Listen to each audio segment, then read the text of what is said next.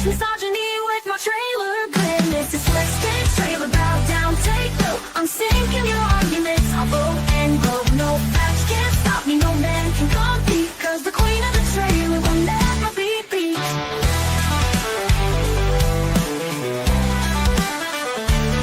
I battle in the court, and I battle online. Every word I say is pure divine. You call it nonsense, I call it fame. Remember, the world will know my name.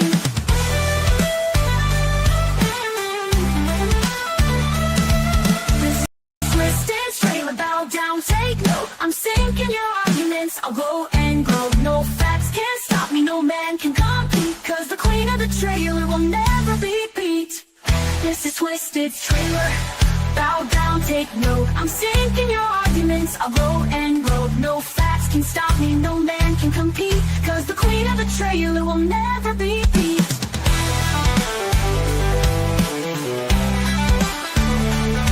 I don't just win, I redefine victory. Hey, welcome back. And let me say another time, thank you, Jamie, for letting me host the worst channel on the internet, but you have the best host today, because today we're going to look at a misogynistic piece of writing made by probably one of the dumbest people who ever got a bar card.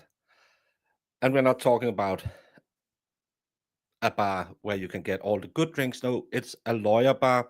I know all of you who watch Baker are too stupid, but if you are a lawyer, you need to have a license, and so does a bar. You probably know more about that because you're all dumb alcoholics.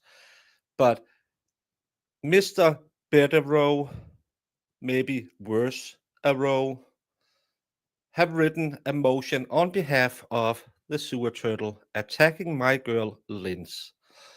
Lynn's girl is a victim of misogyny and harassment.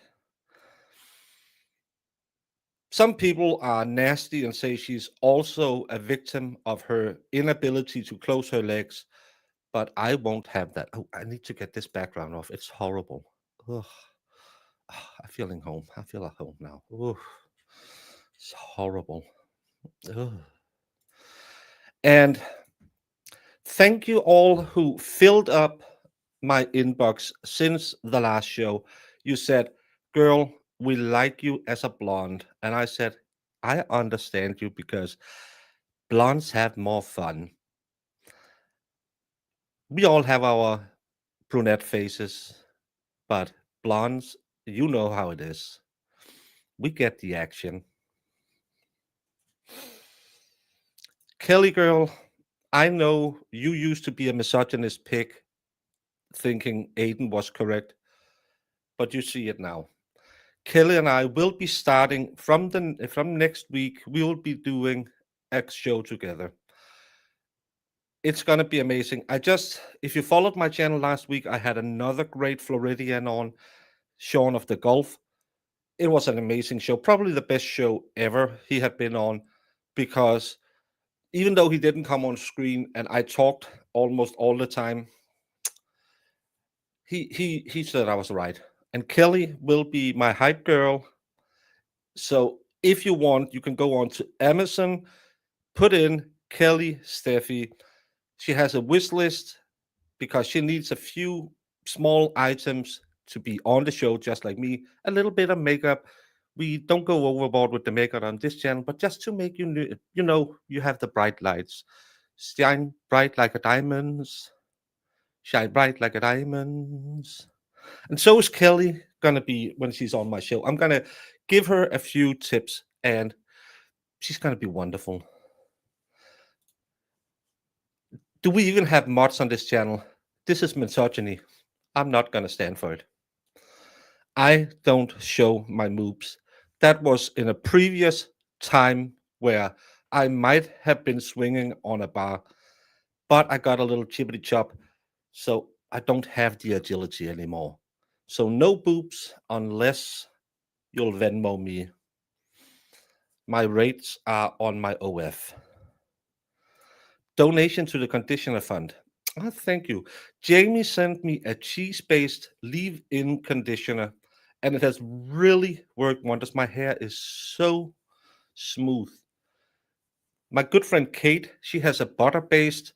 It makes her hair look a little bit ranky, but don't say it because we're really good friends, and I really need her to help me uh, file a lawsuit against Baker. So thank you so much, Judy. Yes.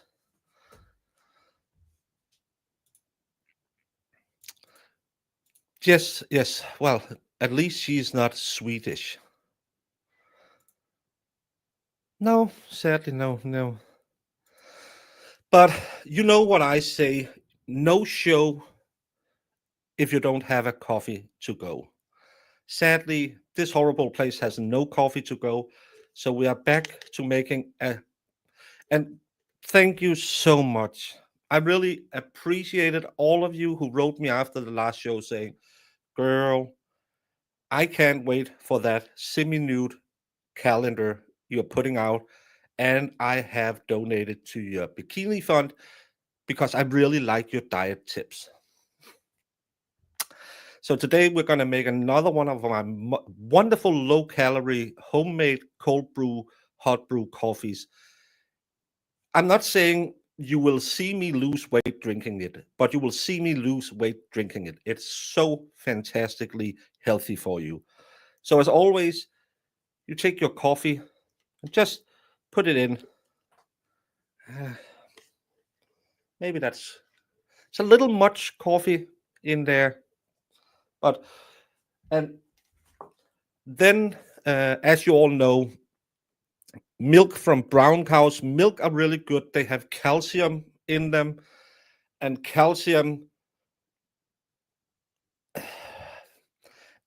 it's something that's in, but this is milk from a brown cow, so it's very healthy because brown cows don't absorb as much D vitamin as white cows, so it's less D vitamin. So just a little dollop, just a little bit, just to take the coffee flavor away, because coffee can be a little harsh. About there. And to go through those long shows I make, I need just a little bit of nutrition in it anyway. So I have these wonderful Oreos. These are the double stuffed, and just one or two of them. I know it's a little cheat, but the brown cow milk is so good for you, you won't hardly tell. So just a little, of course, the double stuffed. You and me both, girl. We'd like to be double stuffed.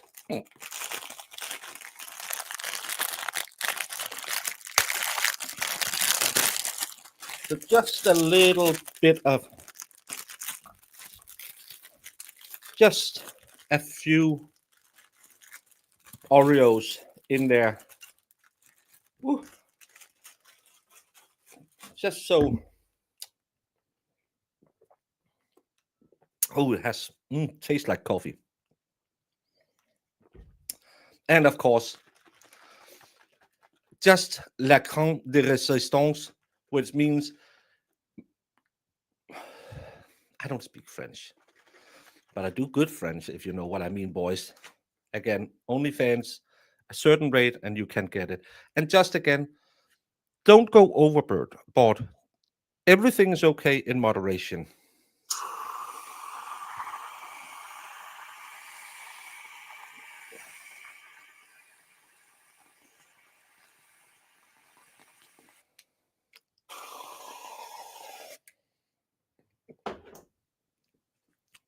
So this will get you through one stream. Very good for you. It has calcium and milk stuff. I don't know. I didn't do biology. I just have good biology. Mm. Ah. Oh, that's coffee. Ugh. But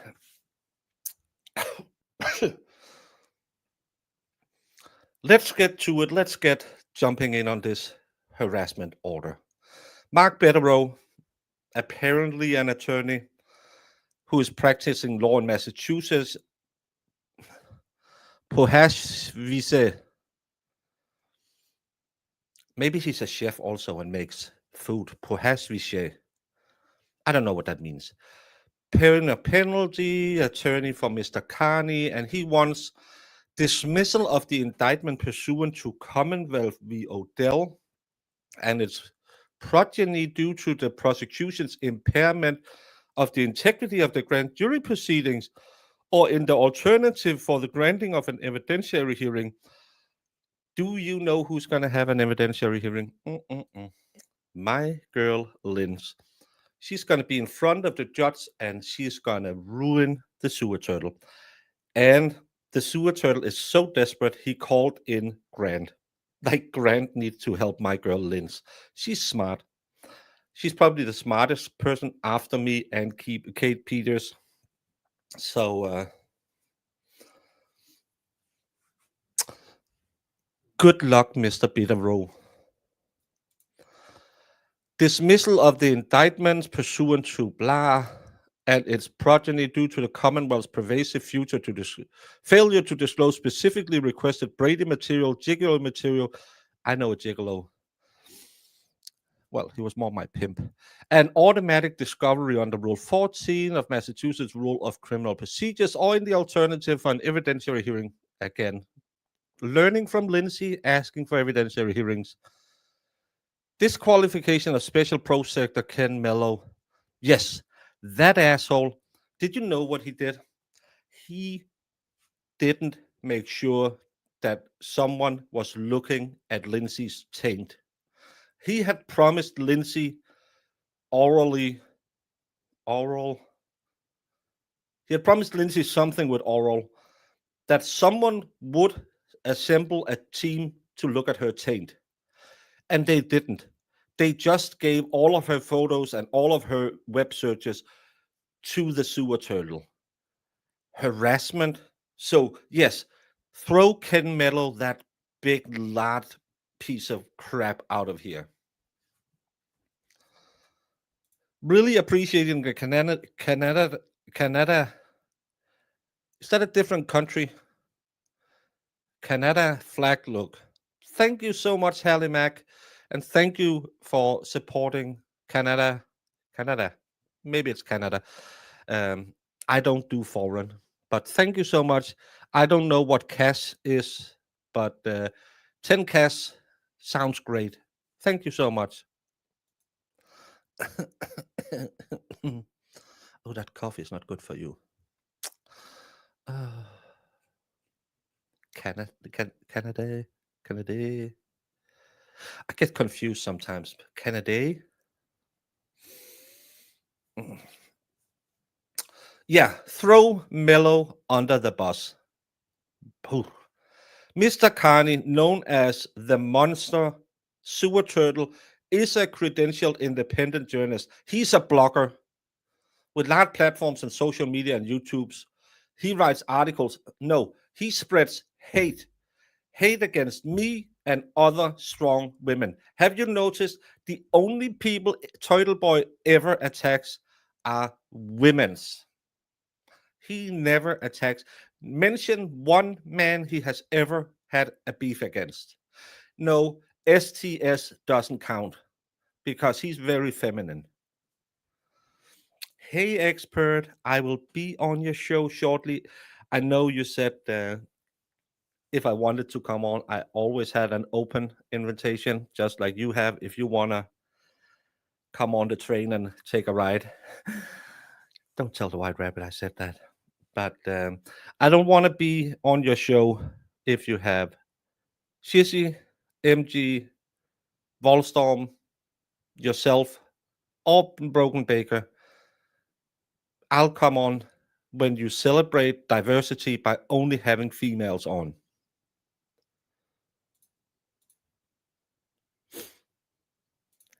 Thank you. I like a man who knows how a woman should look. which generally are 2 or 3 hours in length and address numerous topics of public concern. No.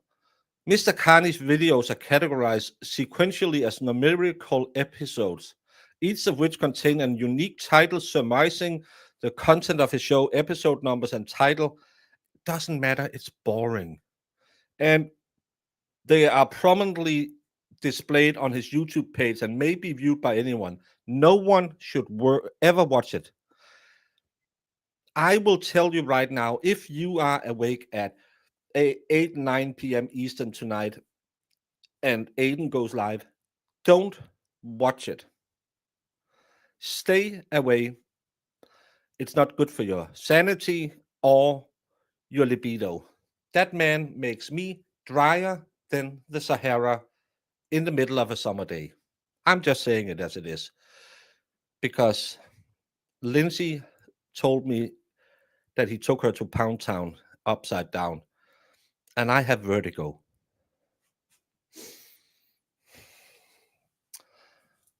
Thank you, Rebe. Love you, girl. I don't have any eyeshadow on today. I took the au natural look. I wanted to be more natural because my inbox is filled with ladies who say, you intimidated us with your beauty. Could you please stop enhancing it? So today it's just me. I washed my face gently before I came on. So all you see is all God gave me. No, this Baker has a crappy microphone. It doesn't give you the bass rhythm. Dryness is not good for the taint. No, it's not. And that's why I won't be watching Sex Club, as he calls it tonight. I'm saying woof, as dry as the Sahara on a summer day.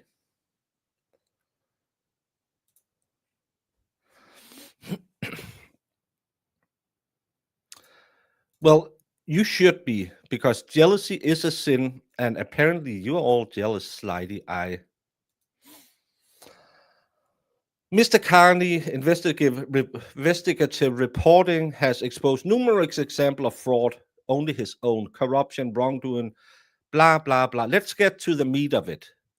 In April 23, Mr. Carney began researching the Karen Read case. Should we not say it as it is? He began working for Karen Read to harass witnesses, which at the time appeared to be a straightforward, open and shut vehicular.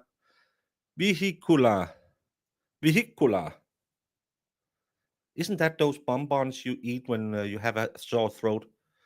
Vehicular homicide case. After he reviewed publicly filed court documents and acquired information, Mr. Carney quickly realized that the case against Ms. Read was far more nuanced and has been publicly reported up to the point. That's a lie. We all saw the trials. Karen Read drove her car, vehicular. I learned that word once. That means car. Mr. Bederow can't spell car. K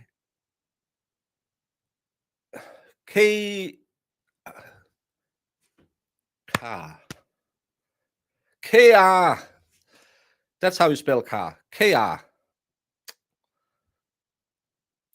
Thank you, Holly. Love you, girl. After he reviewed public blah, blah, blah, yeah, he started lying. First, he delved into the circumstances surrounding how John O'Keefe, Boston officer, ended up dead. We all know this. In front of Mr. Albert's home, his reporting and content creation was centered around his unabashed belief that the Norfolk County DA's office, the DA, and the Massachusetts MSP framed Miss Read, with assistance from Jennifer McCabe, members of the Alberts family. Footnote 1. Mr. McCabe's sister Nicole is married to Brian Albert. And I have it from good authority. That night when John O'Keefe passed away, Nicole, Coco, as I call her, had gotten some of the best 13 seconds in her life because Brian had asked Brian to help him out. And they had this thing. You might, I have an Obama phone we got when I moved into the hotel.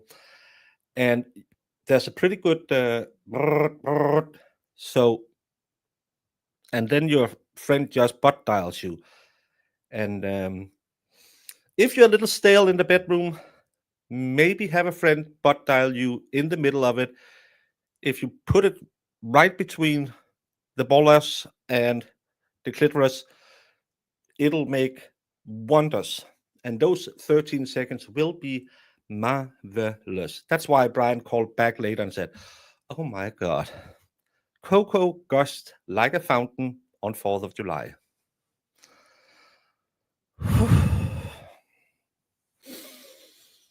She's a lucky girl.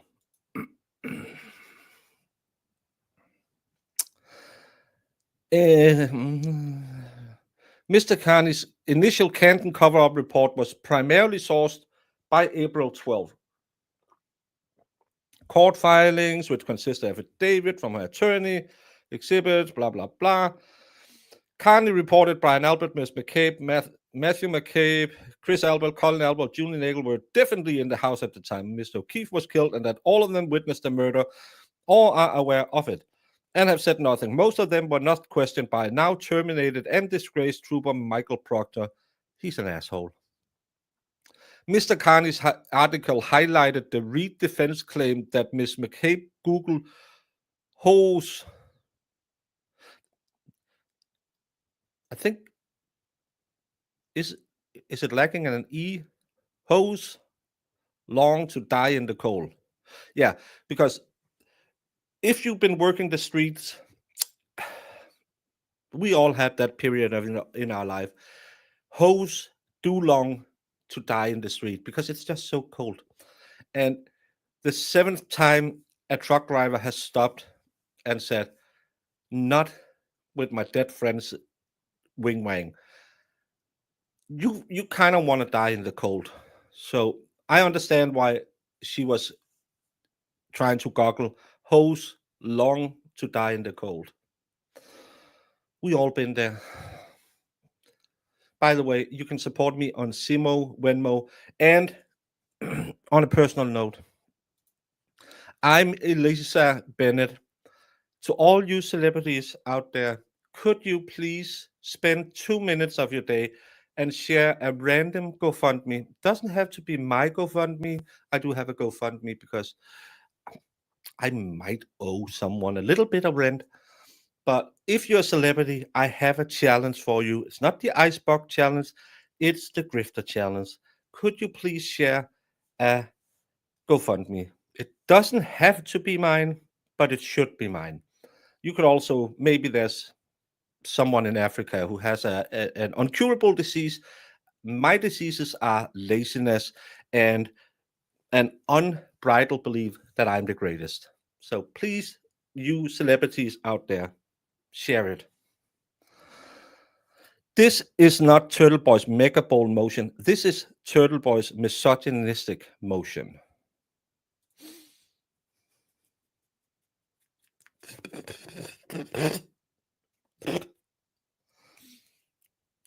I put a little bit on the lips, and my hair sometimes gets stuck in it because I shaved just before we streamed. Mr. Carney's article, hose long to die in the cold, on 2/27 on January 29, if true, was damning evidence of her complicity in and or knowledge of the circumstances surrounding Mr. O'Keefe. Most of the individuals criticized in Mr. Carney's April 18 article for their alleged involvement in Mr. O'Keefe's death or its cover-up later became the allegedly intimidated, I hate long words, victims in the indictment against Mr. Carney. Indictment related to Mr. Carney's purported intimidation of Mr. Proctor and Sergeant Yuri Bukaki. Bukaki, that word brings fond memories. Congratulations to the first team at the local college. I told you I was good luck. And thank you for the skincare, if you know what I mean.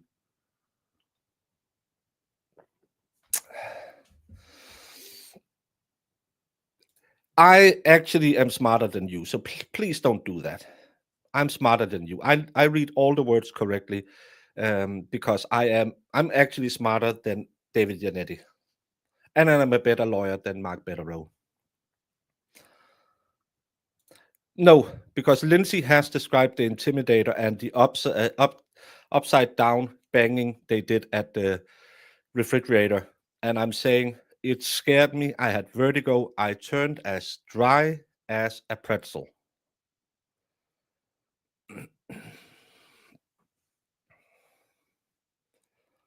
I have an incurable disease. I may have gotten it from sex, dog, snork. Is it just, you probably already know this, but syphilis isn't incurable anymore. And you can get it more times. Trust me, it'll be fine. Get those pubes out of your face. No, he paid to put them there, and I will keep them there. But I really want that hair that sticks into my ear to go away. Ew. It's hard being beautiful. Mr. Carney's well-sourced docket. I went to England and did that once. Reporting an outspoken support of Miss Reed's innocence lit the spark that quickly ignited the Free Karen Reed movement, which I was a proud member of until Aidan, that asshole, wrote a report on me and said I was just trying to grift. And then I found out Karen Reed was guilty. Like I said on my show this week, if Aidan hadn't supported Karen Reed, I wouldn't have been so much against her. But I only objectively looked at the law in the case. Well, I don't get vertigo when I suck, if you know what I mean, Kelly, but we're going to talk on that. Wednesday, me and Kelly are going to have we're going to have like you can send in questions about love making and how to keep a man, because we are two seasoned veterans in the game of being super hotties. And if you ask questions, we will answer. One hand, two hands, the twisting technique. The mailbox is open. Kill and twist at gmail.com. And Wednesday, it'll be a little bit naughty, so it'll be after 9 o'clock. Trust me, you will be there, and it will not be PG.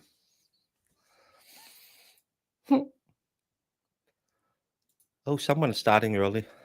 Ugh.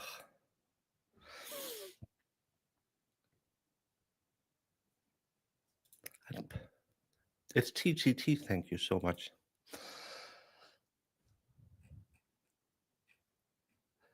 And relentless, blistering criticism of the DA, MSP, and the civilians whom Mr. Carney believed concealed the truth about Mr. O'Keefe's death.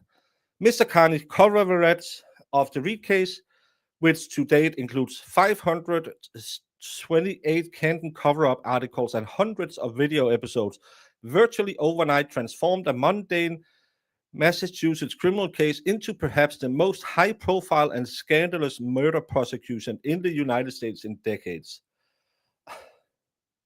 No one except very few people even knows this case.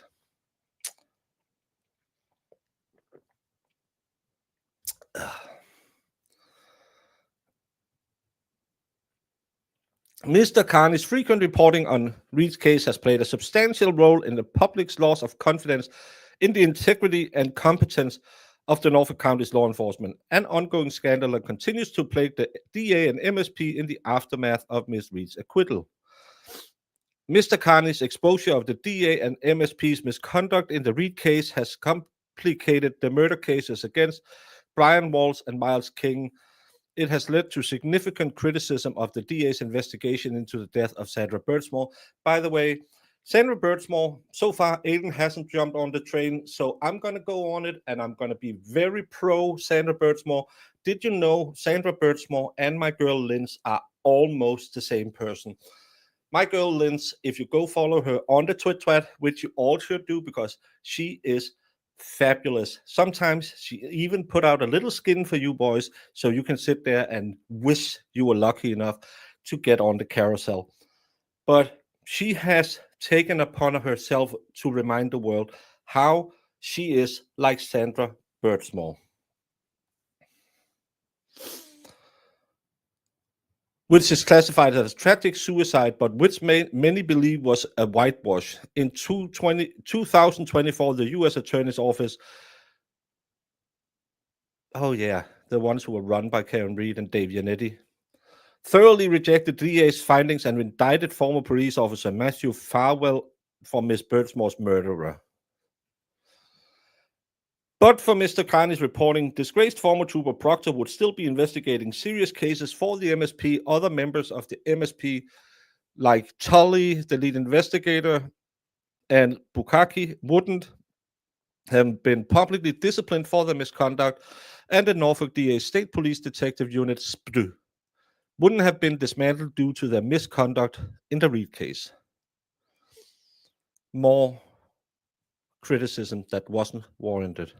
Although Mr. Carney's reporting on the Reed case raised disturbing questions about the possibility of corruption in Norfolk and gained him tens of thousands of supporters, he bought all of them, just like he bought every seat at the Wilbur and just gave it away because no one wanted to see his show. The public officials and private citizens he has accused of wrongdoing and the microscopic segment of the population who remain convinced of Ms. Reed's guilt despite her acquittal despise him for his coverage and opinions. Since Mr. Carney exposed the scandal,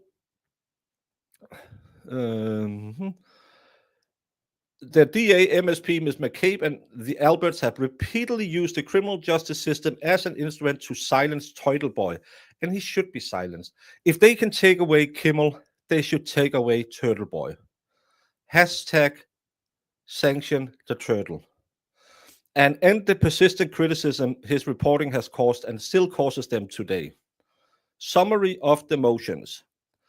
The primary evidence used to secure Mr. Carney's indictment was shortened, edited, and renamed segment for his hour-long YouTube episode, which had the effect of skewing?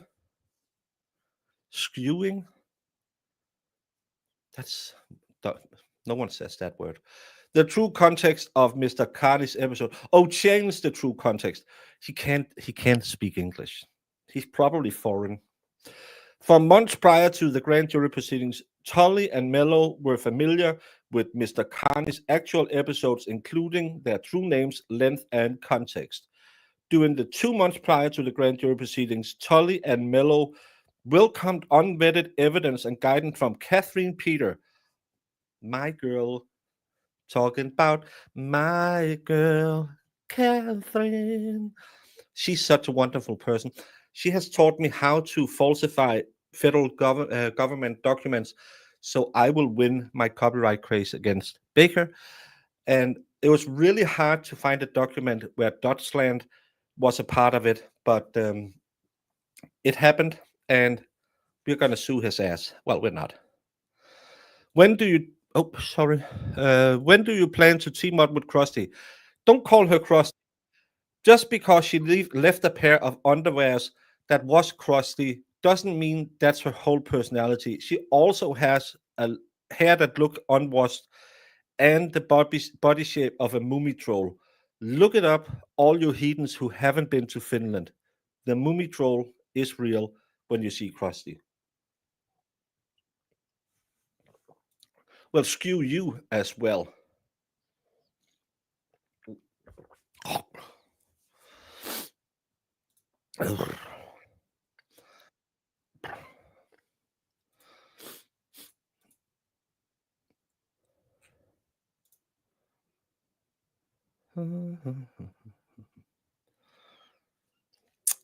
For months prior to during the 2 months prior to the grand jury proceeding, Tully and Melo welcome unvetted from Catherine, the coolest girl in the world, a private citizen who they know harbored an unhealthy obsession.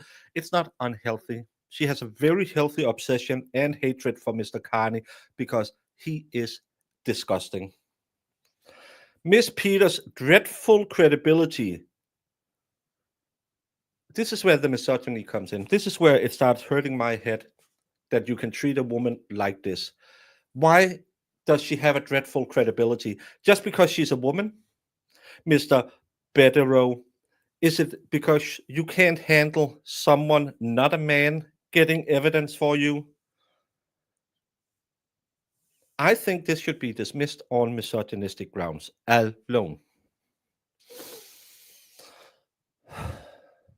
I hate when they hate on women, including indictments in 2020 and 2023 where she falsified and forged. You can get indicted for that?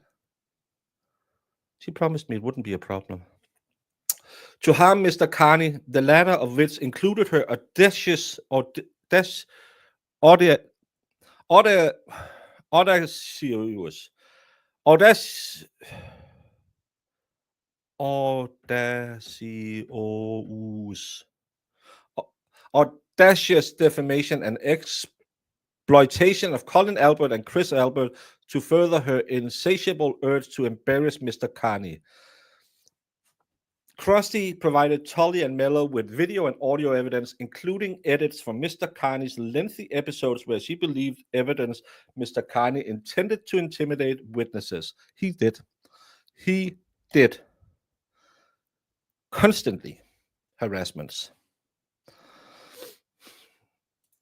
Audio Desinis. Thank you, Zach. Zach, you seem like one of the good guys.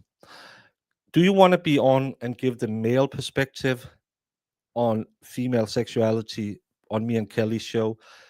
I've heard Kelly talk a lot about you. She said, "Oh my God, this Zach."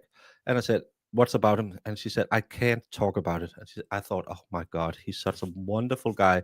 And she said, he really likes fish. And I said, "Well, if he likes fish, I have something fishy for him." So, Zach, Wednesdays at 9, me and Kel are going to do the Love Boat episodes. And you're welcome, because apparently you know how to control the motion in the ocean. So let's just say I'm going to bring the fish smell, and you can bring your rod.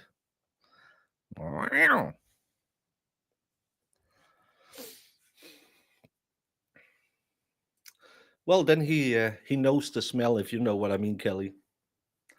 It's a little douche problem.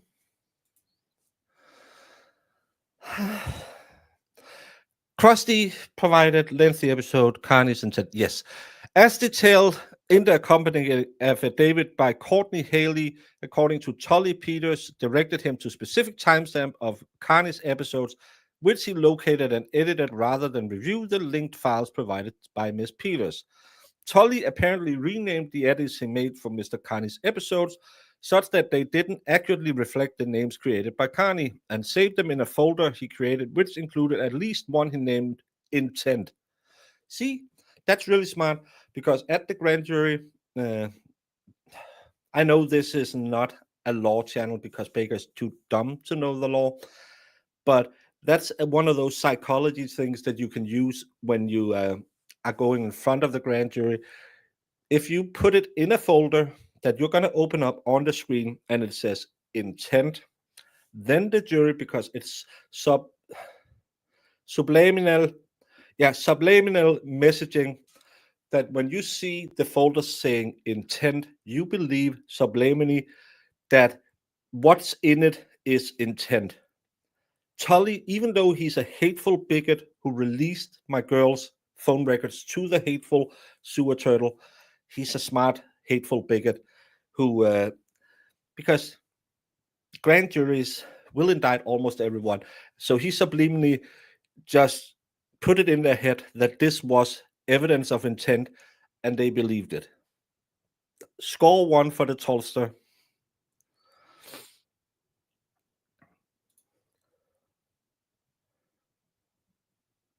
She Googled voice and then gaze mix. Yikes. That's that inherent misogyny a lot of women are born with. What's wrong with good old Linz 8 times in a row Googling "cum on me"?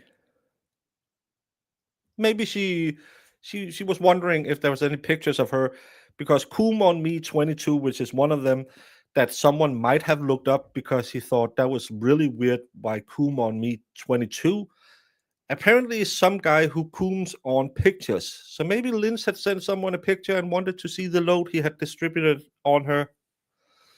And just because she likes to see the act of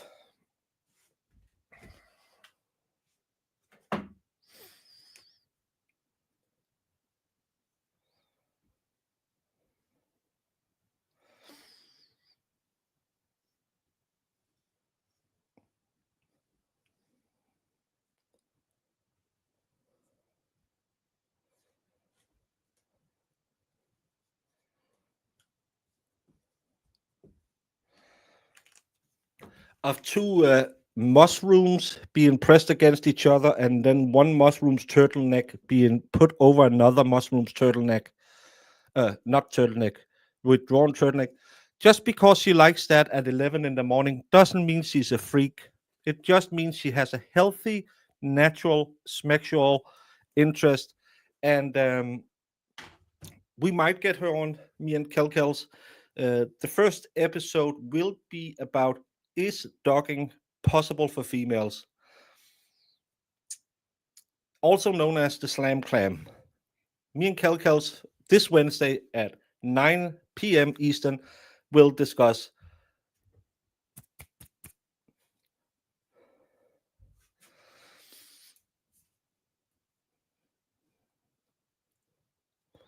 But why change your voice first? What was you up to?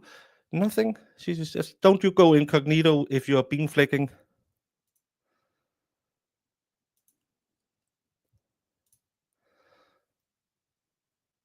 Well, certain words you can't talk about on the YouTubes, but let's just say the mushrooms was looking like that, and then one of the mushrooms is going to do this, and the other one is going to do this over both the mushrooms. I don't think I can be any clearer on YouTube and stay within the guidelines.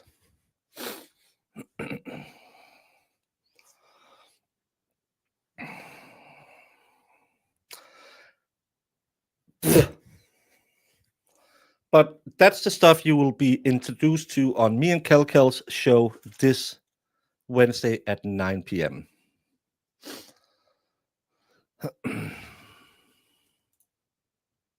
It's not gross, it's natural. You bigots. Mr. Melo's direction of the grand jury's proceeding made a mockery of Mr. Carney's right to due process, the cumulative impact of which impaired the integrity of the grand jury proceedings and prejudiced Mr. Carney. Well, he should be prejudiced against. Mr. Melo littered the grand jury proceedings with his improper comments, his unsworn opinions of the evidence, and Mr. Carney's intent, and by twice eliciting Tully's opinion that Mr. Carney intended to intimidate. Mr. Melo provided the grand jury with improper legal instruction and failed to give appropriate limiting instruction. He improbably alerted the grand jury about the possible sentences associated with the crimes for which he sought indictments, and even a charge for which he did not seek an indictment. Well, you can never undercharge. Mr. Melo dedicated the first day of the grand jury proceedings to dirtying up Mr. Carney. Well, his reputation is dirty enough. Just ask about upside down fridge mix. Through his introduction of irrelevant and prejudicial evidence related to an uncharged allegation of Mr. Carney wiretapping Stephen Scanlon, a topic entirely unrelated to the witness intimidation allegations before the grand jury.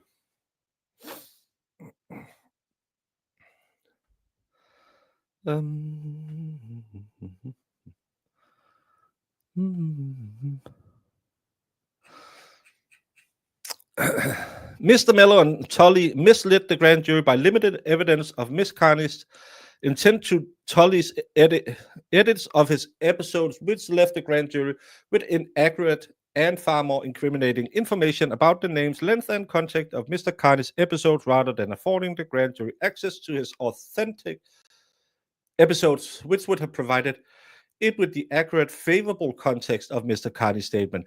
There's no favorable context because he's filled with hate. At least 28 times during the course of the grand jury proceedings, Mr. Melo elicited from Tully material, false, and misleading testimony about Mr. Carney's YouTube episodes. Oh, sorry to this person, not sure gifted a membership. Oh, I feel sorry for the person who has to know, oh, Baker's live. Who wants to see that crap? I know my girl Jamie doesn't want to hang out here anymore. She stays away. Where the hell did it go? What?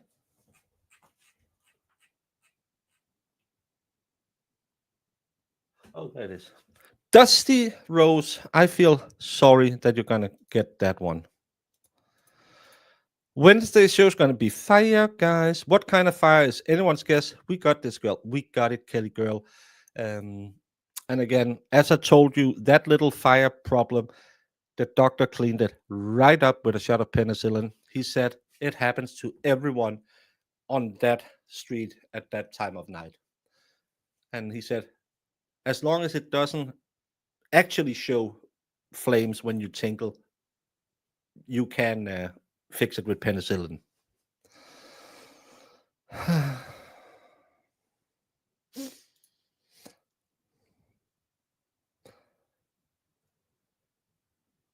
False and misleading testimony. Mr. Carney's YouTube episode, which gave the grand jury the false impression that he created the episode to document his alleged intimidation of witness. Despite numerous defense demands for specific evidence from September 24 to August 25, the DA has failed to disclose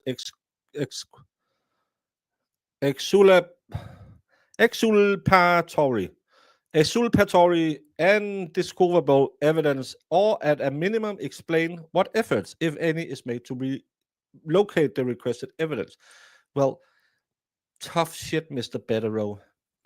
You don't need anything. Carney's guilty.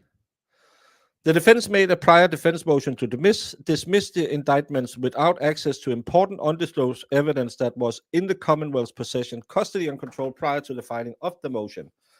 Communications between Miss Peter, girl, Mr. Melo, and Detective, Tully, which are relevant to the instant motion to dismiss the indictments, have been in the Commonwealth's possession, custody, and control since 23, and were the subject of specific demands on September 12, 2024, October 8, 2024, and October 17, 2024, but were not disclosed to the defense until months after the court decided our initial motion to dismiss us. Mr. Melo forwarded many of the communications relevant to the instant motion to dismiss the indictment to co-counsel Robert Cosgrove. Oh, I feel for that guy having to handle these idiots. On December 16th, but Cosgrove didn't provide them to the defense until July 7th, notwithstanding specific defense demand for the exact evidence addressed to both months before the defense filed the first motion to dismiss the indictment. Don't forget to hit the like for the grifter. Don't hit the like for the grifter. Hit it for me. I am the man. I am the man of the hour on the Tower of Power who never needs a shower. Hit a like for me. Do a follow because Baker sometimes have me back and the show will be good on those days. Don't come back when he's on because most of the time it's anti-woman bigotry. But today it's for you girls and Zach because you are so feminine. As Kel said, you have the face of a young Navratilova. She's a tennis player, Zach. Maybe you should look her up. I know you're not man enough to watch sports.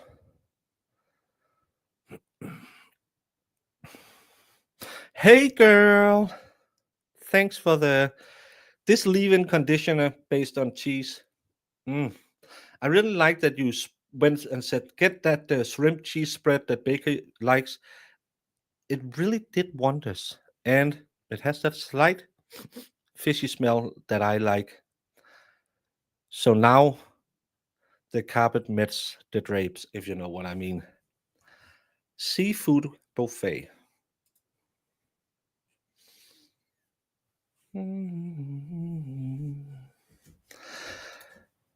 Carla Marie, welcome for finally some great entertainment on this planet. On September 4th, the defense learned for the first time that Tully apparently edited and renamed Mr. Carney's content, and that this altered evidence later became the exhibit used by Mr. Melo and Tully to mislead the grand jury about Carney's alleged intent. The communications between and among Krusty, Melo, and Tully, recently disclosed by the Commonwealth, established that the defense still hasn't been provided with a private video links Miss Peter sent directly to Melo and Tully. You're a nasty girl. I like to sneak into boys' inboxes too and send private videos. Most of them says, "New phone, who's that? Thank you for the erectile dysfunction." But I know they're just saying it because they're intimidated by the womanness of me in the nude. Photographs and other evidence Miss Peter sent to Bukaki. Was it only the meat sacks or also the fist flaps? You dirty girl. I like you, Krusty. Communications between Miss Peter and Tully regarding the assistance she provided Tully immediately before he assessed Mr. Carney's actual episodes and edited them, changed their names, and placed them in an intent folder he created for use on the grand jury. The DA now claims the numerous private links containing discoverable information about Mr. Carney that Miss Peter provided to Mr. Melo and Tully has since been deleted by a private party, i.e. Miss Peters. Hide the evidence. Don't let them do it. Who's Googling what? What do we need Googling? Who's Googling what? What? Someone is Googling something. I don't know what people are talking about. I miss stuff in the chat. I don't know why people are writing. In my chat, people are never writing. It's way easier to follow along.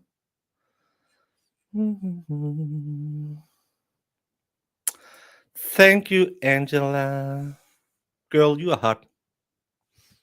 Hot, hot, hot. With a capital H-O-N-T. T, T, T. Just like me. Zach is Googling docking. Yeah, he should know that as a seaman, what docking really is.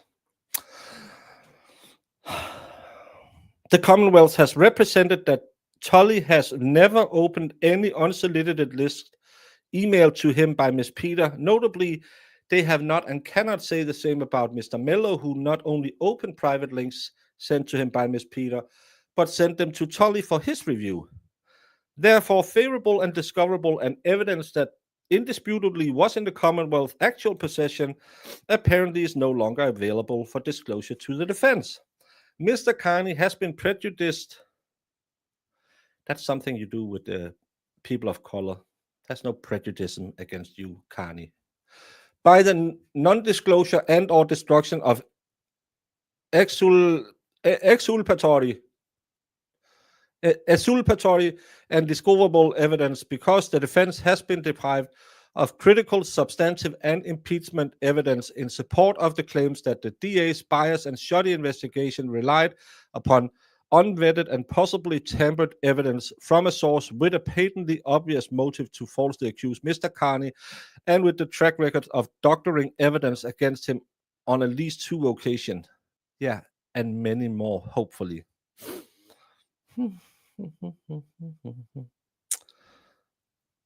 No, because of the Glazer and his hateful mockery of me, and because Baker photoshopped all of my wish list before I had time to take it down, I haven't gotten. I have such a wonderful chat. They help me so much. So I'm having a give send go to. If you support that, I will then have the funds to reopen a gift list on Amazon.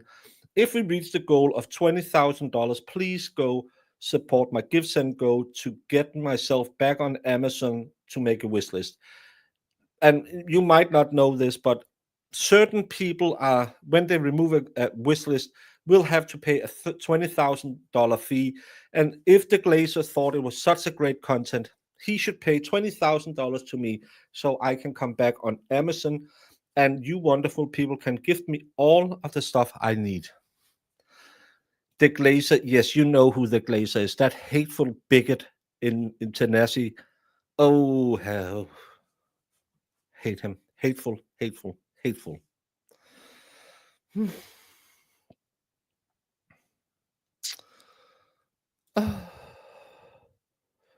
Mr. Melo's communications with Tully and Krusty regarding her relationship with and the production of evidence to the prosecution, the likelihood that he will contradict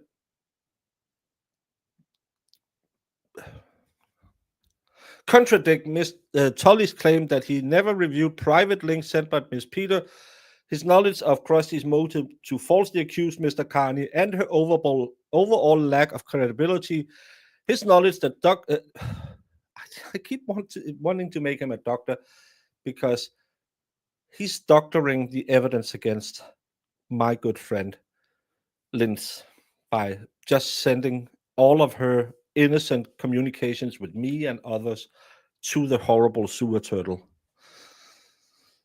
Tully edited and renamed evidence that he later introduced to the grand jury and his conduct before the grand jury, which include eliciting false and misleading testimony from Tully, support Mr. Carney's defense, and will make Mr. Melo an essential defense witness at trial. Mr. Melo also made himself a material witness when he, on November 5th, in his official capacity as Mr. Carney's prosecutor, he called the police advocating on behalf of witness Chris Albert. Oh, he's a nice guy. He has such a nice pizzeria. The chicken and palm is to die for. By seeking to have peaceful protesters assemble across the street from Miss Albert's pizza shop, charged with witness intimidation. Mr. Melo's conduct and credibility will be key issues at trial and would be therefore be improper for him to represent the Commonwealth and defend himself as an unsworn witness. If he is alive. Mr. Melo have had a lot of health issues. He's back in court this week, but who knows? He can get sick again.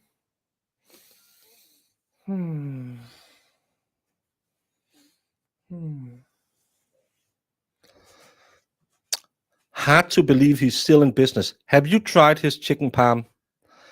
I know it has a rating of mediocre, but it is wonderful.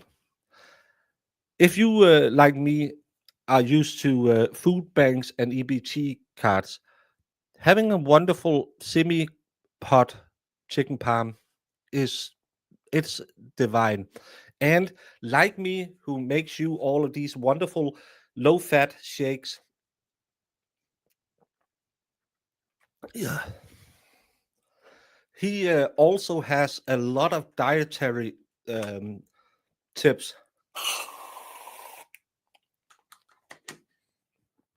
Did you know, if you're trying to lose weight, potato skins is a great way to lose some weight.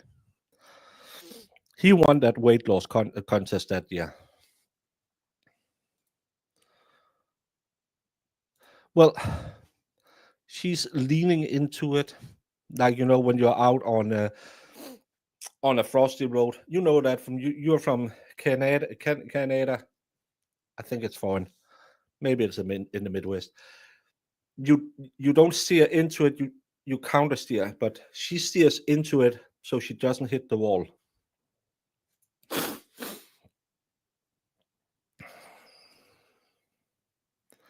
I don't get any stomach aches. I have an iron constitution. I have to have because I'm taking care of 2 terminally ill people right now. That's why I can't work. So please, if you would consider, if you are a big movie star, please consider sharing my Give, Send, Go. It only takes 2 minutes.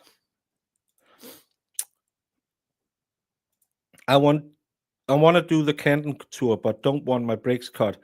Shall no one would come after you because we're good people. Stay away from all the haters. Stay away from the Toms and the Ritas and the Aidans and the Glazers of the world. We never ever hurt anyone. We're good people, and just don't sit on the bench outside of D&E. Chris has a tendency to call the cops and claim that he's harassed again. He's a little silly that way. Mr. Melo's gonna blah blah blah. Mr. Melo must be disqualified pursuant to Rule 3.7, which mandates that a lawyer shall not act as an advocate at a trial in which the lawyer is likely to be a necessary witness. The court has disqualified Mr. Melo from prosecuting Carney in docket number blah for the exact same reasons being sought here. Accordingly, for the reasons detailed in this affidavit, its exhibits and accompanying memorandum of law, the court should dismiss the indictments against Mr. Carney and disqualify Mr. Melo, or in the alternative, order an evidentiary hearing on the motions because the prosecution has prejudiced Turtle Boy by intentionally impairing the integrity of the grand jury proceedings and failing to disclose specifically requested exculpatory or discoverable evidence in their possessions, custody, and control. And Mr. Melo's conduct has made him an essential defense witness.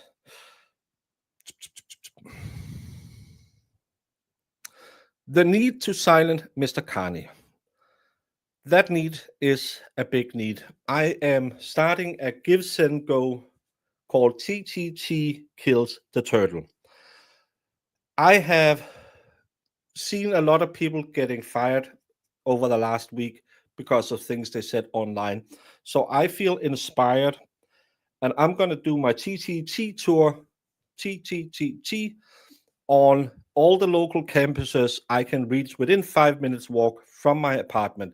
So if you want to support my college tour, where I go out and say free speech isn't an absolute, we need to stop the turtle, you can go support my TTT Give, Send, Go, where I will, for a small amount of $40,000, I will then do every college I can reach within 5 minutes walk of my apartment. I think it's important we get out there, get into the younger generation that turtles are a menace. Don't trust the turtle, trust the crust.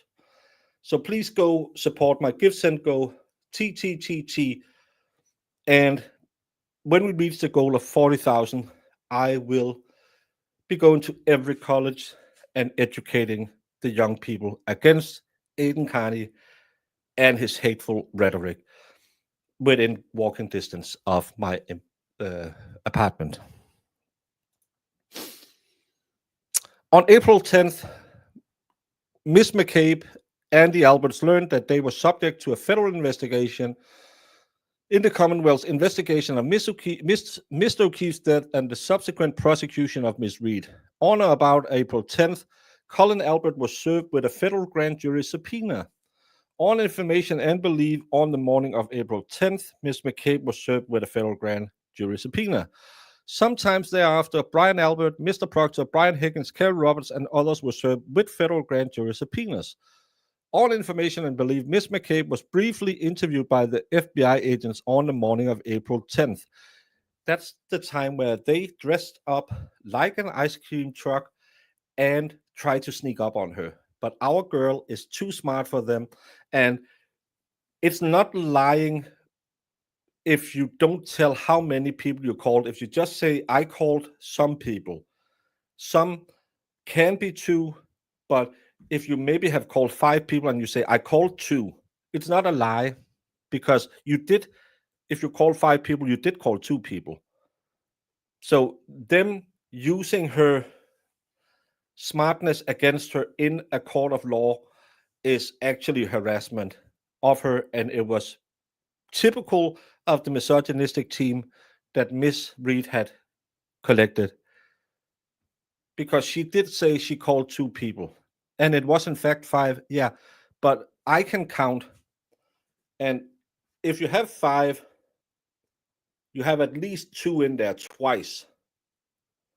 So she was correct when she stated 2.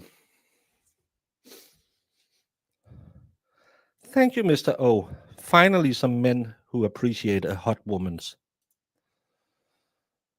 Let's get it out in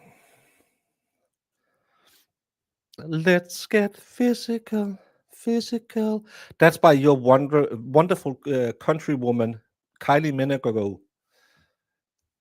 She was a beautiful, beautiful woman back then. No, it was your countrywoman, um, Olivia Newton-John. She was a beautiful woman back then. I get my beautiful women mixed up because you Aussies are always awesome to me. It's in the name. Awesome Aussies. I love you, Kim Kim. Kim. Well, I'm resourceful. I took a small American flag and I draped it around me. I also have it in a toga version. That's more the size of a circus tent, but I work it. I know everything. I'm smarter than Dave Yannetti, don't you know? As detailed in her testimony at Ms. Reed's trial, Ms. McCabe told at least 2 material lies to the FBI. No, she thought they were ice cream vendors. Why should she tell the truth to ice cream vendors? Ms. McCabe lied to the FBI by initially claiming that she was her sister, Coco, before properly identifying herself. If I had a sister, she would probably be as good looking as me. You can get confused. It happens sometimes. You're walking around thinking, who am I today? Grant Smith Ellis has this a lot. He wakes up in the morning and he has to check with a mirror and his driver's license saying, oh, yeah, that's me. And Turtle Boy has summoned him to court. I hope Wendy will represent him.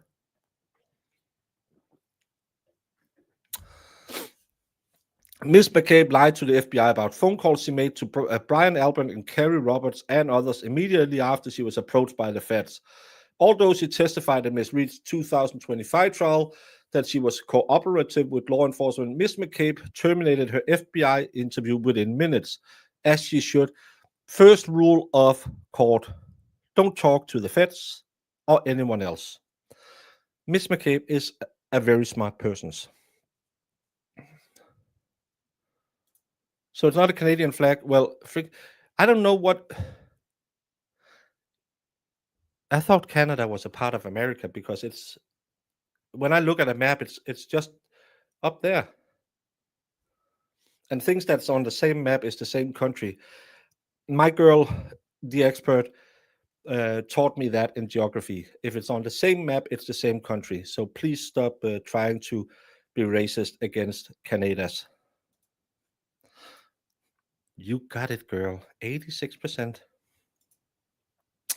On April 10th at 9 a.m., on information and belief, immediately after Ms. McCabe called Ms. Roberts, while the feds were waiting to speak with her, a call Ms. McCabe lied to the agents about. She just withhold information. That's not lying.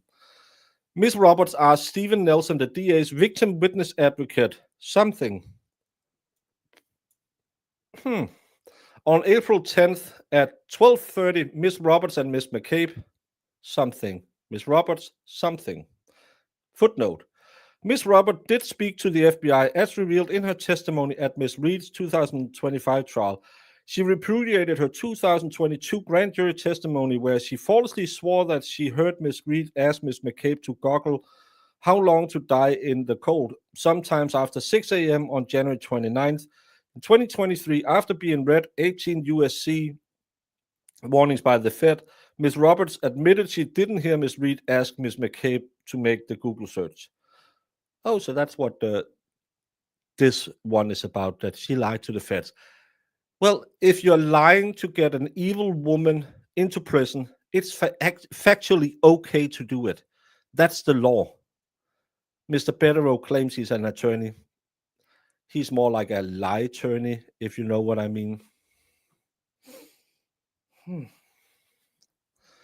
Hey, Aaron, it's your girl Twisted. Missed you, girl. Hmm. On April 12th, 23, just 2 days after Miss McCabe had been rattled by the feds, no one shakes my girl Jen. Jen is the most unshakable person in the world. Remember when Karen Reed called her and said, I killed John, I hit him with a car, then I got out and I shot him 5 times in the head. She said, girl, come on over. She went down, easy peasy, lemon squeezy, made herself a cup of coffee, brushed her hair so she looked beautiful as she always does. She took her bristle, is that what you call the bite, out of her mouth because she doesn't use a retainer. She has quite an equine face. Miss Reed's defense filed its lengthy motion, which, among other things, alleged that significant and reliable evidence implicated her and Brian Albert in O'Keefe's death. Miss Reed's motion accused McCabe of Googling "Hose long to die in the cold" at 2:27 a.m. on January 29th and alleged that other data demonstrated that Mr. O'Keefe was inside Brian Albert's home when he did. Miss Reed's defense further alleged that it has uncovered significant evidence that Miss McCabe had taken affirmative steps to delete and tamper with evidence, and it had a good faith belief that Brian Albert had taken affirmative steps to destroy evidence. He got a new phone. Just happened to be the day before he got a do not destroy. That's just karma. World turns in different ways. Come on now.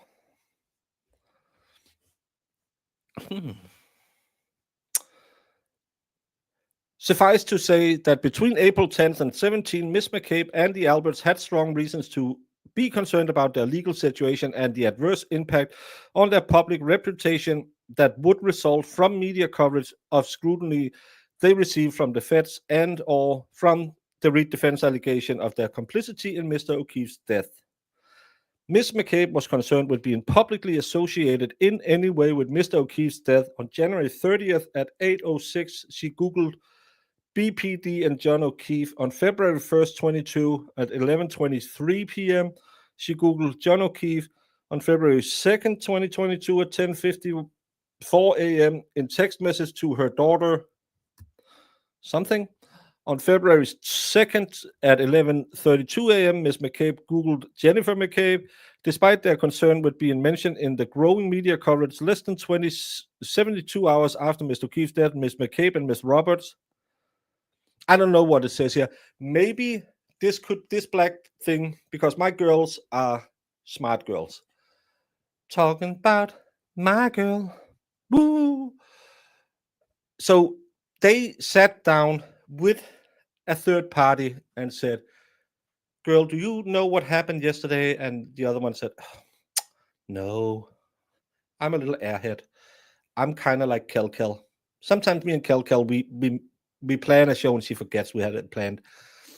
And she said, don't you remember that John O'Keefe absolutely did not come into the house? And she says, but didn't he? Oh, yes. Write that on the timeline. We need a timeline.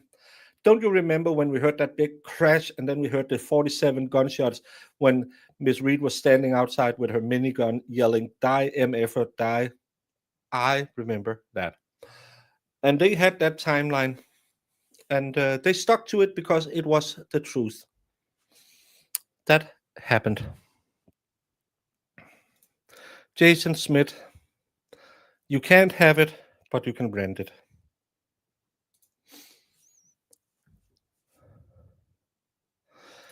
Stop the hate.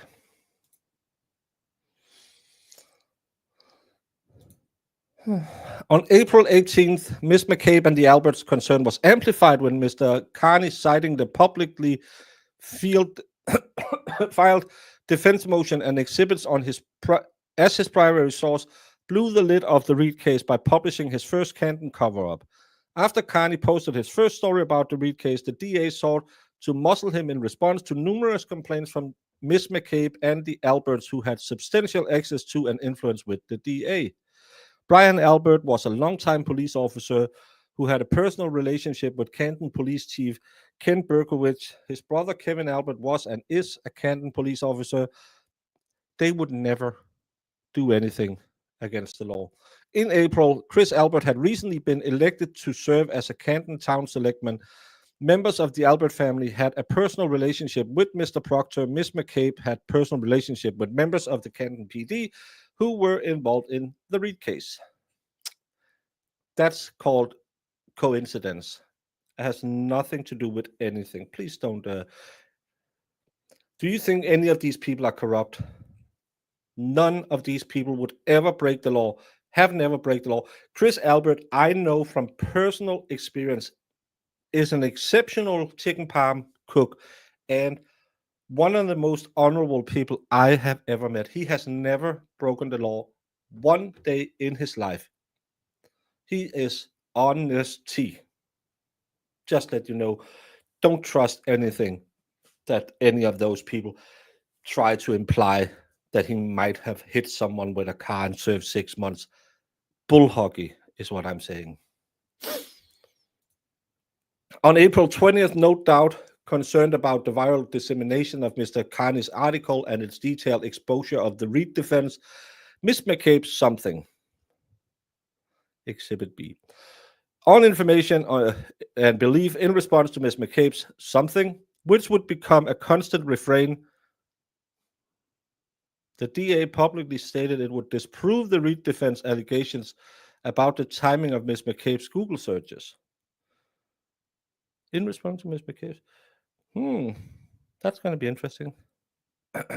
Although the DA literally responded to the April 12th defense motion, Miss McCabe didn't demand that the DA do something until Mr. Carney's reporting emphasized her Google search and implicated her in the cover-up of Mr. O'Keefe's death. The DA's knee-jerk defense of Ms. McCabe occurred weeks before it hired a digital forensic expert, which occurred on or after May 7th. The day Morrissey excitedly instructed his team to hire Jessica Hyde, another hottie, because she anticipated an opinion that might support the DA's position on Ms. McCabe's Google search because of the possible time zone issues. Yeah, because he's a smart man. He knew what his expert was going to find. Notwithstanding the DA's attempt to triage the metastaging scandal by publicly defending Ms. McCabe, things continued to get worse for her and the Alberts by the day. Mr. Carney's reporting led to Ms. Reed's modestly attended court appearance became newsworthy events overflowing with supporters and media. I was one of those. Her support became so great that before both of her trials, the court ordered that a buffer zone be created to prevent jurors from being exposed to or influenced by Ms. Reed's vocal supporters. I was one of those. After April 18th, Ms. Reed's public support increased exponentially. Her growing throng, it could have said, but it's throng, of supporters regularly protested and held standouts where large groups of people congregated on public spaces and displayed signs supportive of Ms. Reed and critical of the DA. On May 9th, the DA wrote the U.S. Attorney's Office seeking information about the federal investigation after being notified about the insurance of at least 2 federal subpoenas. On May 18th, the DA sought the recusal of Boston U.S. Attorney's Office from the federal investigation due to that it allegedly was a conflict of interest. None of that has ever happened.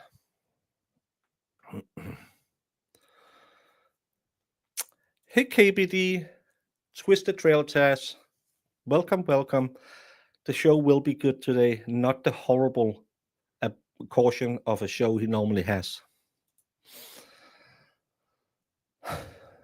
On May 24th, Ms. McCabe and Ms. Roberts, clearly worried about Mr. Carney's glowing influence on the public opinion, went out and bought chicken soup. I'm making it up. I don't know. On May 30th, Ms. McCabe unsuccessfully sought a harassment prevention order against Mr. Carney. Demonstrating her fundamental misunderstanding of the First Amendment, Ms. McCabe alleged on April 18th the day he first reported on the Reed defense motion accusing Ms. McCabe of complicity in O'Keefe's death, Mr. Carney attacked her character. In what amounted to a request for unconstitutional prior restraint on Mr. Carney, Ms. McCabe urged the court to do something so he can't blog about me. As they should. If they can kick Kimmel, they can kick Carney. That's my motto. I'm having a fundraiser on Give, Send, Go. If you can get $10,000 raised, I will start a rolling rally with me. I might need a little gas money. Krusty Pandies, Lynn's my girl, and Grant, of course. He will take all of us in his mom's Porsche. And we will go outside of Aidan's house with signs saying, kick Kimmel, kick Carney. First Amendment has its limits. By the way, we won't drive close to his house because Krusty has that stupid restraining order. Come on now. You know it.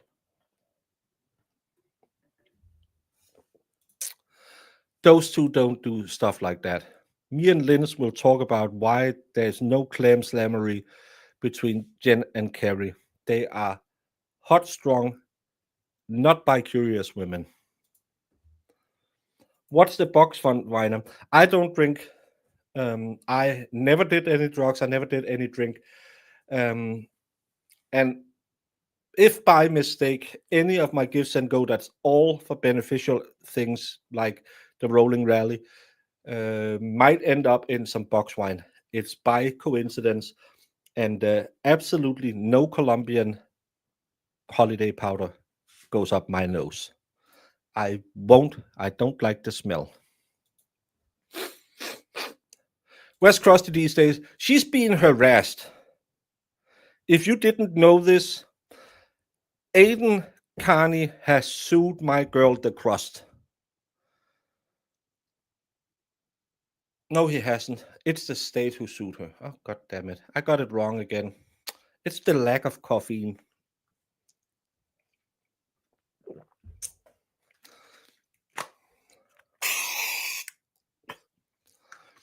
Now I don't have any more caffeine. But she was in court 3 weeks ago, and just because she was going home, on her way home, Maureen, that horrible person, yells at her, and Krusty just rolls down the window, says, "Sorry, I can't hear you. I can't communicate with you. I have restraining order." And these horrible liars said that she did the international sue sign and said, "Go jump off the planet." My girl, Crust to Crust, is one of the most empathetic females on the planet. She would never tell, and no person I hang with would ever tell anyone else to go jump off the planet, because we have what most of you anti-good people, pro-Karen Reed people don't have. We have common sense, we have dignity. So we would never, ever tell Maureen to go unalive herself. My girl Linz has also falsely been accused of calling someone and say, "I'm going to come over and unalive you and your kids." We are too good to do that. AI can do a lot. I know there is a tape recording out there that might imply something else, but I think it's AI. Yesterday, I got Grok to make a picture of me riding a unicorn because I just wanted to see two magical beings in the same picture. And Grok could do that. So who says Grok couldn't make all the people outside of court think that Krusty was giving people the sue and yelling, "Hey, Maureen, go on alive yourself," which she would never do. It's AI. Did you know that? Don't trust all the stuff.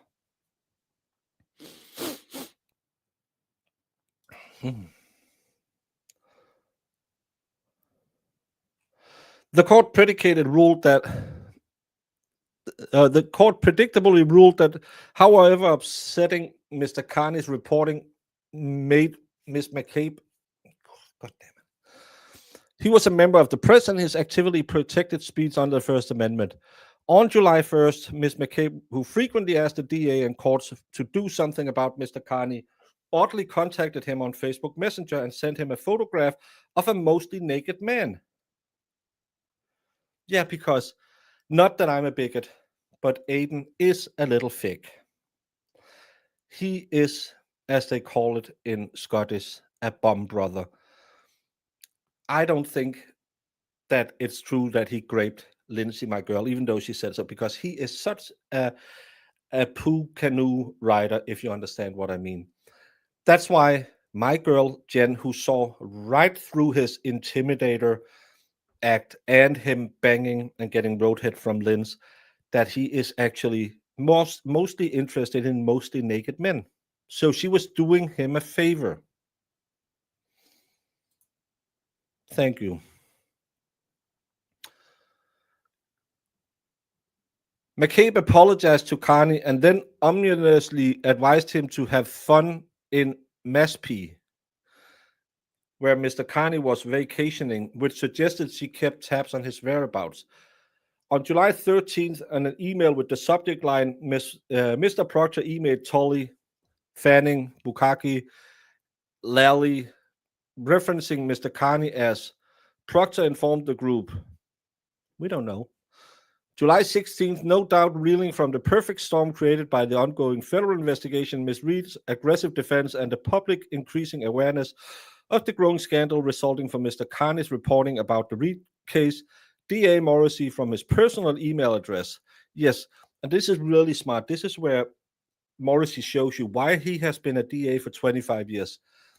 If you write it from your personal email, they can't subpoena it, because it's only work-related items, so his work emails they can get. I am smarter than Dave Giannetti and Bederow, and I know that FOIA says that they can only get his work emails, no matter.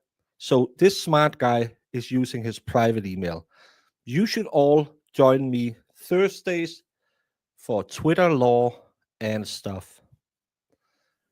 A small price, $50 for memberships. Under MGL 6615, it's a crime for a public official to remove or attempt to conceal the discovery of records that are subject to public inspection under the FOIA. But it's not subject to public inspection if it's on his private email. Bederow claims he's a lawyer. Essentially begged the Massachusetts Attorney General's office to prosecute Mr. Carney for witness intimidation and or civil rights violations.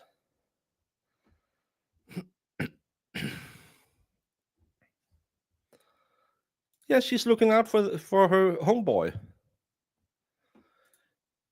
Yeah, expert. If you call Valhalla, he can talk about that one. Can I take a tour in your trailer? No, I can't have strange men stopping by. But you can take me to your trailer. If you go to my OF, you can see my hourly rates, bi-hourly rates, and quarter-hourly rates. But if you want me to move more than a mile, I need gas money. More than 2 miles, I need Uber because I'll be walking. On July 21st, Morrissey, from his personal email, again urged the AG to act against Carney. On information and belief, the AG declined to prosecute Carney because it recognized that it was improper to prosecute him for witness intimidation based upon his reporting about witnesses who were upset of being accused of publicly filed court documents of complicity in a high-profile murder. On December 8th, again from his personal email account, Morrissey wrote to Tully and others bemoaning the AG's conclusion that Mr. Carney's conduct did not warrant criminal prosecution. On July, Ms. McCabe told Mr. Nelson. On August, Selectman Albert contacted the DA. On August 3rd, General Counsel for the Department of Justice, Executive Office for the U.S. Attorney, rejected the DA's request for the Boston U.S. Attorney's Office to recuse himself in the federal investigation. August 9, Ms. McCabe. On information and belief, between August 9th and August 25, Ms. McCabe, members of the Albert family, the MSP, and DA Morrissey, and or others met to discuss Ms. McCabe's latest demand for the DA to do something to stop Mr. Carney from reporting on her. On August 25th, Morrissey capitulated to the demands and threats of Ms. McCabe and the Alberts and decided to do something about Mr. Carney. Something was DA Morrissey's video-recorded public statement, which press officer David Traub immediately disseminated to local and national print and television media. That video, I want to say, is some of the most highly sought after material.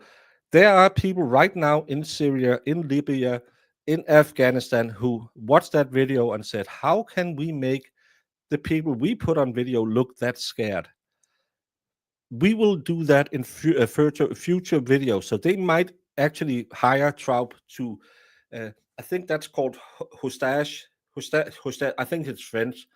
Hostage videos where people will sit and talk. I don't know, I don't speak foreign, but Traub has been hired by several groups in those countries to make hostage videos because they said, and this is a rumor I heard, ISIS said that watching DA Morrissey standing in front of a camera made them embarrassed of the videos they have sent around to try and threaten people. So good thing for Traub, he is getting his money worth. It's a training film, yes, for hostage videos. Something, yes, prior to issuing the ill-conceived public statement with assistance from Canton Police Hannah Rafferty, Morrissey accepted input on the content of his statement from a person advocating for Ms. McCabe and the Alberts' interest. Mr. Traub informed the advocates that he sent Morrissey's statement to Dateline and numerous other media entities. By issuing a statement on behalf of witnesses with interest that differed from his own, Morrissey allowed himself, the elected district attorney, to be exploited as a puppet whose strings were controlled by influential private citizens motivated to advance their self-serving agenda, which includes silencing Turtle Boy.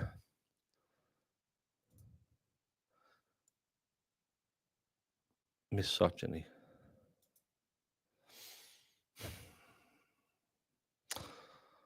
Morrissey's statement was a flagrant violation of Rule 3.6 of the Massachusetts Rule of Professional Conduct. Although he didn't name Carney in his public statement, Morrissey took subtle shots at him, attempting to discredit the reliability of information from the internet.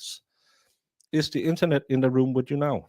Morrissey rigorously vouched for the credibility of Ms. McCabe and the Alberts, decried their victimization by Mr. Carney's witness intimidation, ludicrously decreed that Colin Albert did not commit murder, blatantly misled the public about Mr. Proctor's credibility, discussed the evidence against Ms. Reed, and implied that she was guilty. The latest effort by Morrissey to stem the snowballing criticism failed miserably. On September 3rd, a group text which included Morrissey, Tully, Bukaki, and others, Mr. Proctor, the court is no doubt aware of Mr. Proctor's habit of crudely referring to people adverse to his position. At a minimum, the disgraced former trooper has separately made inappropriate remarks about Ms. Reed, two of her attorneys, a medical examiner, and Mr. Carney. Proctor, referring Mr. Carney, said the quiet part out loud, asking, as it turns out, Mr. Proctor was prescient in the aftermath of their futile public statements, and after being repeatedly rebuffed by the DOJ and the AG, the Commonwealth played its only remaining hand, shot Carney by prosecuting himself.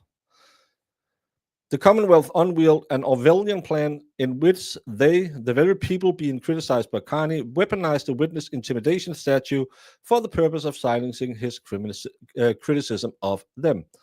Within months, the out-of-control Commonwealth abuse of the witness intimidation statute led to the investigate others with the temerity to publicly criticize the case against Ms. Reed, the MSP at Canton PD summoned protesters outside of Chris Albert's pizza shop. In what became a national embarrassment, they sought witness intimidation charges against people who placed tiny rubber ducks on public streets in Canton. They investigated people for the content of Facebook, which were critical to Ms. McCabe and Alberts. The colossal waste of public resources didn't result in a single conviction.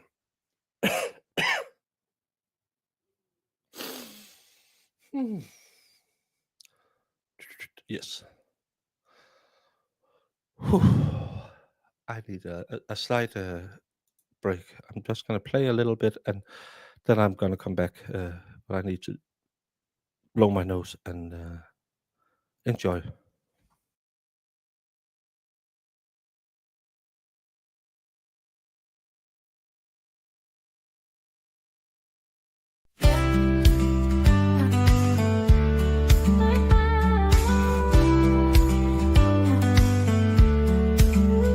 It ain't candlelight, it ain't champagne, just neon buzzing and a busted up train. Didn't plan on losing my heart tonight, but on that greasy rooftop it all felt right. On the roof of the Waffle House, love gets loud. While Dixon's in the kitchen, we escape the crowd. He might motorboat me like a big old beast, the Lord have mercy. He smells like he's might not be forever, might not be clean, but on that rooftop, I'm his queen.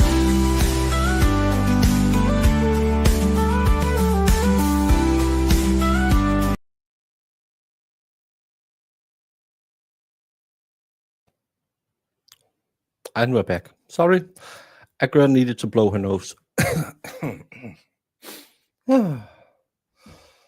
On September 15th, in connection with Ms. Reed's court appearance, Mr. Carney and a large group of her supporters loudly protested outside of the Dedham courthouse in support of her innocence.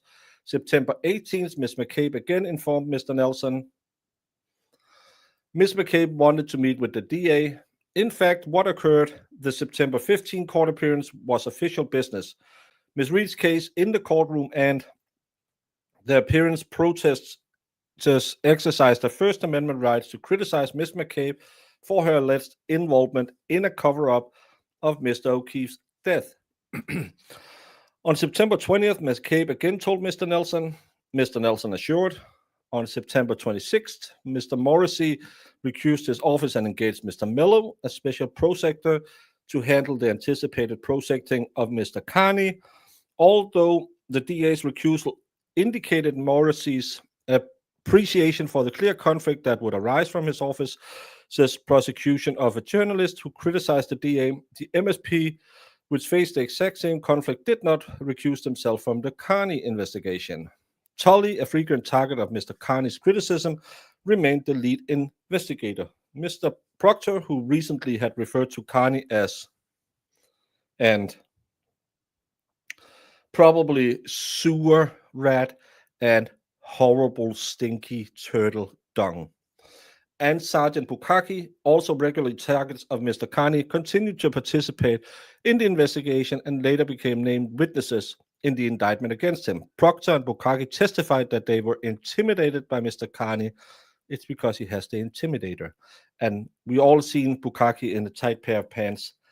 Ain't much packing heat in the nether region of that guy. I have seen bigger on an ant. Both indictments were dismissed by the court. In particular, the dismissed indictment related to Bukaki illustrates the Commonwealth's lack of good faith in prosecuting Mr. Carney. That charged involved a September 15 video recorded incident in which Carney questioned and then criticized Bukaki as he left court and walked to his car. It is obvious that Bukaki wasn't intimidated. He calmly entered his vehicle, rolled the window down, and extended his middle finger. He made a sue. And he slowly drove away. Nevertheless, Bukaki testified Mr. Carney's conduct absolutely intimidated him. See December 14th transcript.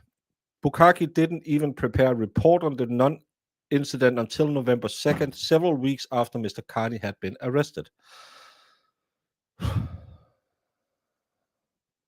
Oh, Sleuthy Goosey. Horrible misogynist. Without more, the MSP failure to recuse itself and DA's failure to insist on it, in the face of such blatant conflict of interest and actual bias, calls into question the motivation of the Commonwealth and entirely discredits the case against Mr. Carney.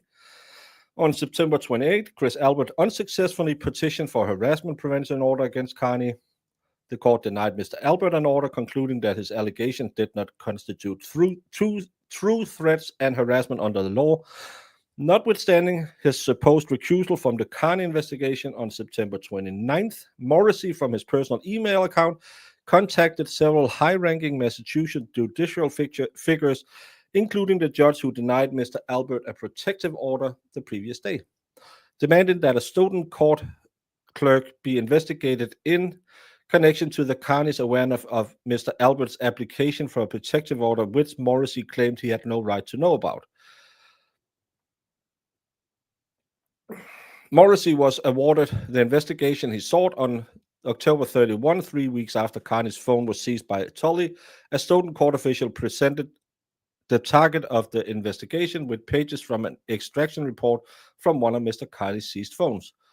Despite irrefutable proof that at least one of Carney's phones had been extracted by Tully, or with his knowledge, Mr. Melo falsely represented on November 28 that the MSP had not pre-used the material. It is pristine form located on the defense. It is in pristine form located on the defense device. On November 10th, recused DA Morrissey from his personal email account emailed AG Andrea Campbell. He acknowledged that the AG refused to prosecute Mr. Carney, but he again urged the AG to take some action against him. Once again, the DA declined to prosecute or take any other action against Mr. Carney.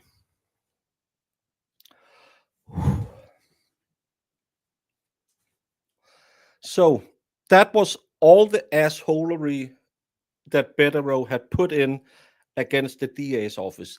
Next up is my good girl, Krusty, Miss Peters' history of dishonesty and fraud. That's a quick chapter. That should be one page saying Krusty is absolutely a wonderful girl. She's lovely. She's never done anything bad, and you are allowed to falsify public documents. Which you are. There's no law against it. But my voice is shut. I need to go out and fillet about 100 Newports so I can get my deep, natural voice back. So I think I'm going to end it for today. And maybe Jamie can get that fat asshole to do it tomorrow and read the rest of it. I did 32 pages. And it's not like I have been paid that much. Did I even get one super chat? Did any of you, one of you even think about giving me a super chat? No. My Venmo haven't binged once. My Zillow account, my GoFundMe's.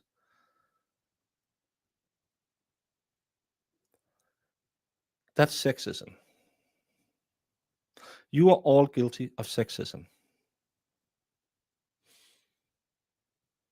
It hurts me. Jamie, you promised me this time around the money would be flowing. All the money. Oh, what the hell is that?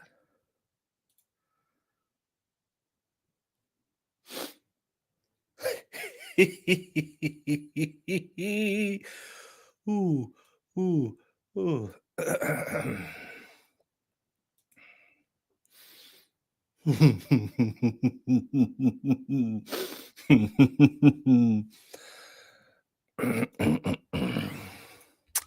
Let me just check out my YouTube account.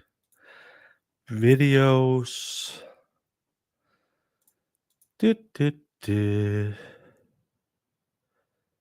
A certain video, is that back? Hmm.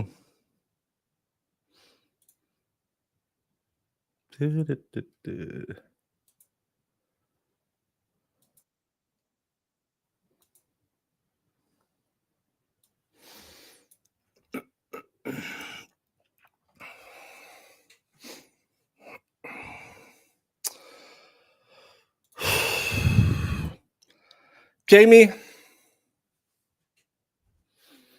our relationship has come to a natural end. I don't want to do this anymore because this is the thing I get. You promised me he was done. A little advice. It rests. I don't know what that is, but that's not coffee. That's a dessert. I don't know how much calories there is in all of that foam, if it's whipped cream or whatever it is. That's probably 2,000 calories. And that's probably why she looks like an anime figure. Jamie, you said that copyright would work. You promised me that this fat asshole would make fun of me no more. Jamie, I thought we were girlfriends. So I put up a copyright strike, which was fair because he harassment me. And now that video is back. Now this idiot can just go out there and try and share it as much as possible so he can get the views that he didn't get because, well, I copyright struck him, which is okay by the rules. And now YouTube says it's not by the rules, that I'm lying about it and that it's fake. And that's absolutely horrendous, Jamie, that you didn't fix this one. Jamie, I don't know why you are like that, but it would really chafe my ass if everyone who didn't watch it before it was taken down would go and watch the original video that birthed TTT, the video that I should have won the copyright strike on my channel, that he just was notified live on air while I'm standing here taking over his shitty channel. I'm just being told that they have reinstated the video. And this guy, now he's gonna make fun of me and say I was a loser. And I haven't gotten a super yet. I haven't gotten anything. I don't even have a Walmart wish list anymore. Jamie, you better be here tomorrow and help that fat ass read, because his voice is shut and he's gonna go scream it right now that, oh my God, if you twisted tragedies, if you twisted tragedies, I won my copyright. You're an idiot and you don't know law. Fuck you, twisted tragedies. Fuck you, twisted tragedies. It's back, baby. I'll probably come back tomorrow and read the rest, because right now, Daddy needs beer and some celebration. See y'all. What exhibit are you referring to? I'm going to make this 100, Your Honor. All right. 100. 100. Because it is 100%. correct. Objection, Your Honor. So you literally built a cannon? Thank you, Jemima. And copyright strike is gone. Oh my fucking God, I look like a whore. What exhibit are you referring to? I'm going to make this 100, Your Honor. All right. 100. 100. Because it is 100%. correct. Objection, Your Honor. So you literally built a cannon? Yeah, it's pretty awesome. All